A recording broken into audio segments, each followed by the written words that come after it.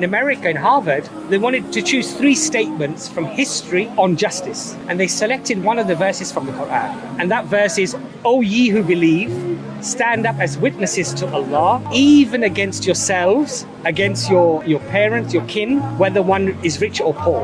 In other words, hold yourself first to account and condemn yourself if you've done something wrong. And even if it's your parents. And that statement, now one can say, well, okay, that's great. But the statement came presumably from a man in a desert who was known for herding goats, a shepherd, just like many of the other prophets were, who was known to be illiterate. And then he comes up with pearls of wisdom that even Faculty of Law, Harvard, for example, is recognizing as one of the 3 most profound statements of justice.